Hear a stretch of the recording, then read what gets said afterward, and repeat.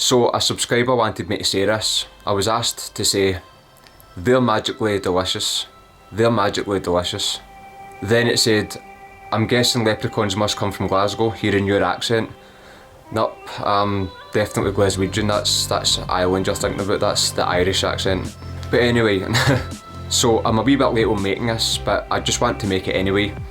I want to say a massive thank you to Professor Ken Parler and Karen Kincolly for conducting the first two-way dream communication at Northwestern University, where researchers could actually communicate with somebody whilst they were dreaming. And again, two-way communication, the dreamer communicates back.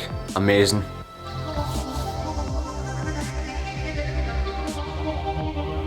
So in order to do this experiment, you have to be consciously aware that you're dreaming. In other words, you have to be having a lucid dream because of how unreliable it is when it comes to normal unconscious dreams. So the researchers studied 36 participants that were able to lucid dream. Now, what is a lucid dream? A lucid dream is where you're consciously aware that you're dreaming as you're dreaming. So in other words, right now, if you know that you're dreaming, that means you know you're in your bed sleeping, and you know that everything you're looking at is a dream. Now, by being aware that you're dreaming, there comes the ability to then control the dream. Not control the dream really, but control what you do in the dream, control where you go or who you can manifest and that kind of stuff, or most of the things that you think about anyway. But lucid dreaming doesn't instantly mean dream control. That kind of comes with it. It really should be called conscious dreaming. So the researchers would use polysomnographic data, basically putting it in EEG on each participant. Now an EEG can basically show what stage of sleep that you're in, and it can also show where your eyes are looking, just so that you're not pretending to be asleep and then the research is kind of it's just fake. The researchers would also help them beforehand, maybe give them certain reality checks to perform for a certain amount of time and use like flashing lights, that kind of stuff, in order to help aid the lucidity. So they could then eventually see, once the participants were sleeping, because of the EEG, they could see when each person had entered REM sleep. Now REM sleep is rapid eye movement of sleep. That's where most of your dreams happen, and if you're going to have a lucid dream, there's a good chance, or it's most likely going to be in REM sleep. During REM sleep, your body's completely paralysed, but your eyes can still move. This is why the next bit I'm going to get to is so important. Because basically they would say to each participant, when you become consciously aware that you're dreaming, we want you to use your eyes in order to signal to us, letting us know that you're dreaming. Now this was actually done back in 1975, and back then, this simple ocular signalling, or predetermined or prearranged eye signal, this is what proved lucid dreaming was scientifically real.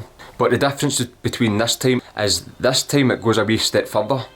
And that step further is they start asking the person who's consciously aware that they're dreaming questions. So they would ask them simple math questions, or questions that require a simple yes or no answer. And depending on the answer to the maths question, it could be like eye signals to usually indicate a number, or if it was a question that required a yes or no answer, I think it was like certain facial contractions to indicate yes or no. Pretty weird. So they basically asked one guy who was a frequent lucid dreamer who had narcolepsy. Now he could actually, when it came to him entering a dream, or like because it's technically going for a nap, he would have like a REM rebound. So they would realise that he was in REM sleep, he would perform the prearranged eye signals, then they would ask him the question, what is 8 take away 6? Now wait a minute, wait, I know this one. It's 2. I'm right into it. So anyway, you smart cookie. Is that somebody for the outside waking world communicating with me? Are you dreaming right now? You could be dreaming right now. Do a reality check. No, but anyway, they would ask this guy that had narcolepsy to answer what 8 take away 6 was. So again, as I said earlier, when you look left and then right, that counts as 1. So he would do that left, right twice, and again, multiple people were successful with answering these questions back and forth, communicating with the researchers. The researchers would then wake up the participants and they would take notes, as in how long did it take them to become lucid, did they or did they not signal the prearranged eye movement to let us know that they're dreaming, because some of them actually didn't do this, some of them didn't perform these eye signals, but yet they would still answer the question. And another thing they were looking at is when it came to How did the dreamer hear the question? How is it they heard it whilst they were consciously aware they're dreaming, whilst they were lucid dreaming? Some of them would say that they could hear a voice in the sky talking to them, and some people would say that it was like coming through like a radio static type thing.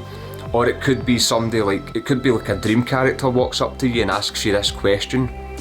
Now I find this really, really interesting, because really try and imagine that right now you're dreaming. Imagine that right now you are dreaming. Everything about you is your mind manifesting itself in some kind of different form, and you actually know that your physical body's lying in bed sleeping. Really put yourself into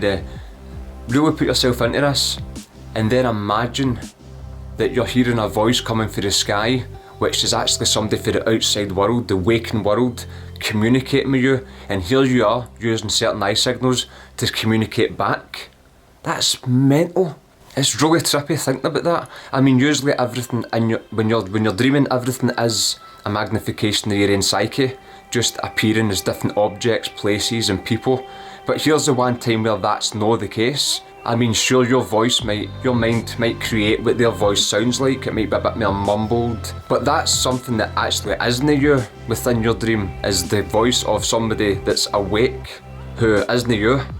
I mean, it's crazy. So anyway, I'm going to leave links. Check out the description box. There'll be links to the study, or to look at all the data, that kind of stuff. And I've also left there'll be a video link as well that was talking about, there was 2 other studies that they were basically doing, in studies where it was like certain odours or certain scents that you can smell, how certain scents or certain odours that you smell in a dream can affect you when you're actually awake. Where they were using certain odours, like they were using like cedar odour, while somebody was under an MRI machine, and then they could see with the MRI machine that they were dreaming about animals, judging by the smell of the cedar odour. And then they were getting people that were, well, I was going to say regular smokers, just smokers. The smokers would go to sleep and they were giving them the smell of rotten eggs and cigarettes. And when the smoker would wake back up, when it came to smoking, he would associate that with the smell of rotten eggs, and therefore no want to date the rest of that week. I mean, I'll leave links again, just go and check it out yourself. It's really fascinating stuff. Fascinating, darling. But I just imagine, like, when it comes to the whole smell of rotten eggs while somebody's sleeping, like... Now all we have to do is wait on... Is that Mad Tam? There's my pal. How you doing? You didn't tell me he was taking over the shift. Is he drunk? What? Why does he have milk? What is he doing? First as a fart. Okay, now remember to put the smell of rotten eggs and cigarettes, but do not wake up the dreamer. Be very, very quiet. Don't you worry about man. I won't wake up the dreamer. Rotten eggs. I'll give you a smell of rotten eggs.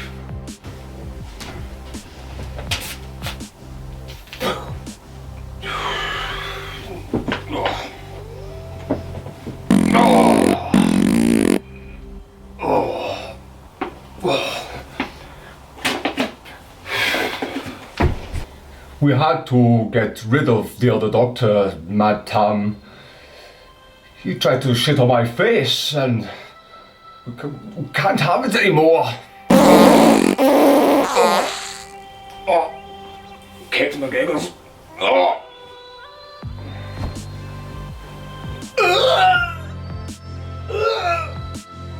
I'm not part of this research. I'm not part of the research. But I go and help these people at Northwestern University, the studies that we're doing with the two-way dream communication. There's also an app as well. You'll find it when it comes to checking out the link, where I think it's currently only for Android users, but again, you could be watching this video at any point in life, so just check it out. support these people, because the idea of having to actually put more and more research into dreams, the fact that there's people out there that are dedicated, that care about this kind of stuff, that's amazing. And what else can they find out about dreams? Dreams have always fascinated me, and I just want to kind of keep up to date with this kind of stuff. I mean, I can't even think of it right now that's like, well, what could be the next thing they could experiment with? I mean, I really don't know, but I'm definitely going to be jumping on the bandwagon of scientific research into dreaming. And anyway, if you liked this video, leave a like, comment down the bottom anything you want in relevance to this video or lucid dreaming. I usually make lucid dreaming videos, so if you want to subscribe to the channel, it would really help me out, as well as sharing the video helps out as well. Share it with somebody you think it might help, or somebody you think it's just interested in this in general. And stick about if you want to see more, and have a good day. Take care, man.